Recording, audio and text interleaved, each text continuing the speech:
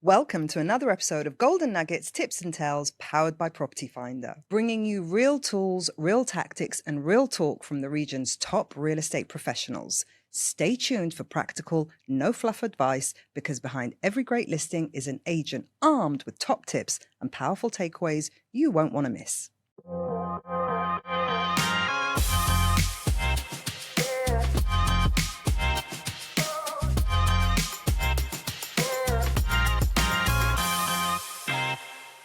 Today, I'm joined by Evern Van Niekerk, Sales Director of Paragon Properties.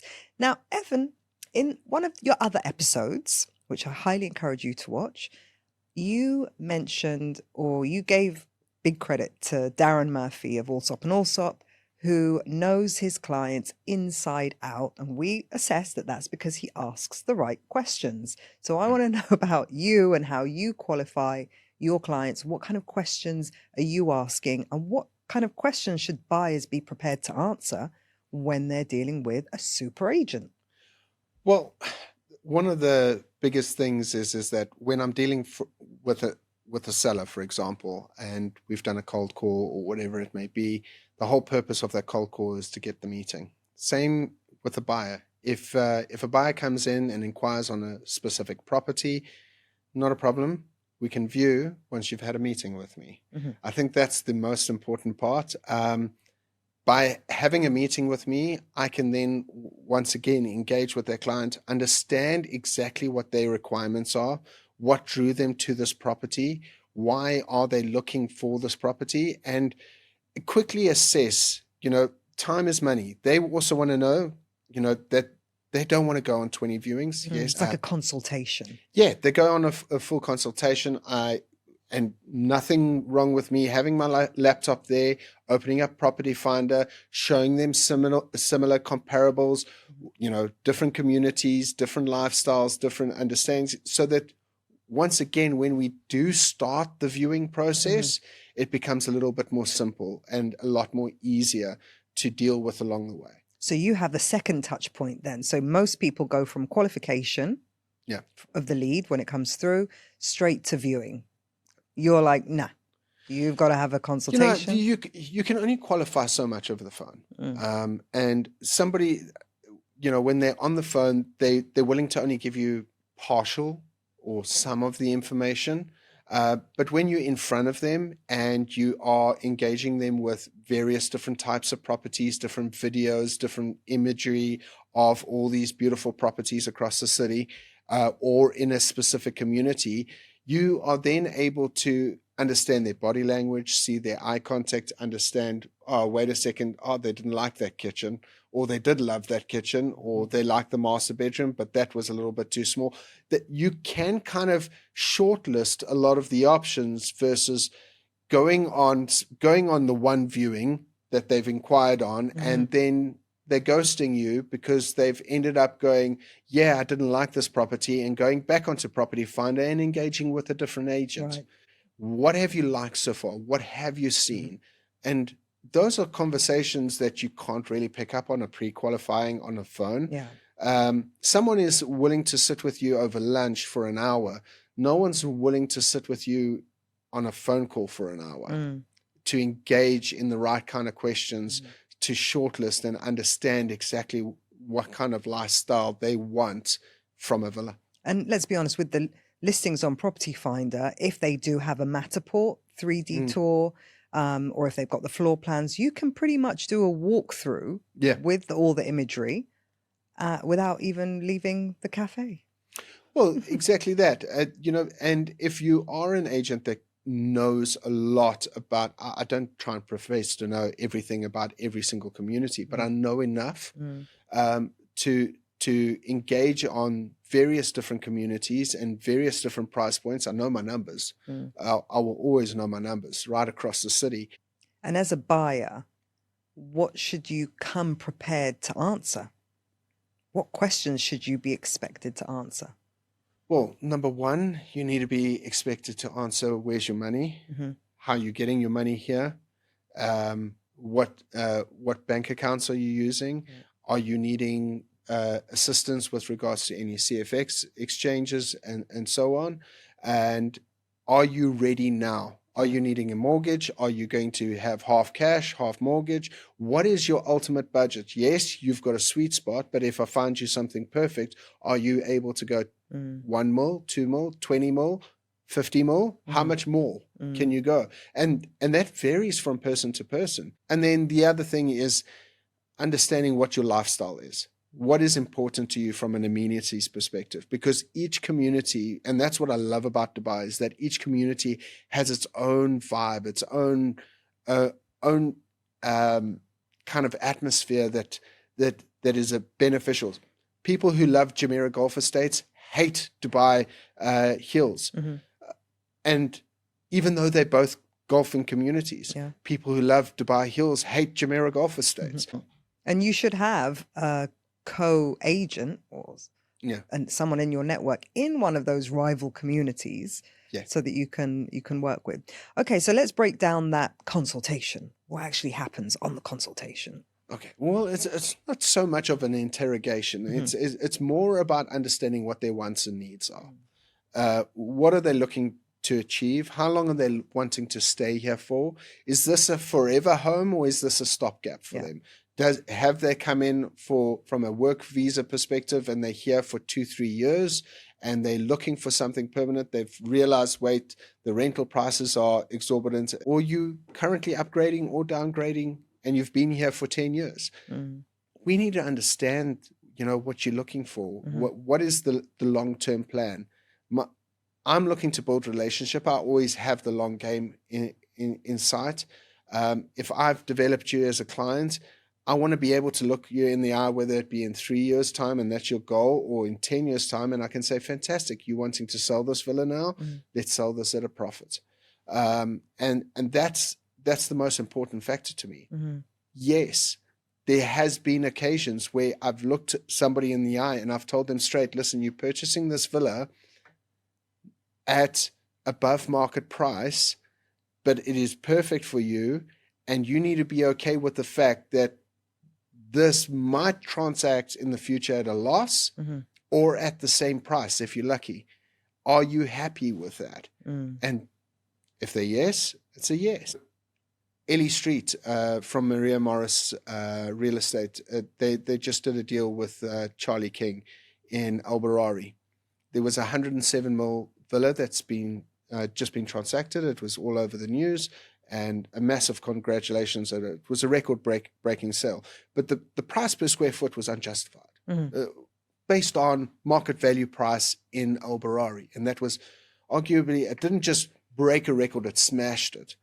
And Ellie Street said quite confidently in her interview on the radio is that the high net worth client just fell in love with the villa. He didn't care about the price. So you do get those clients.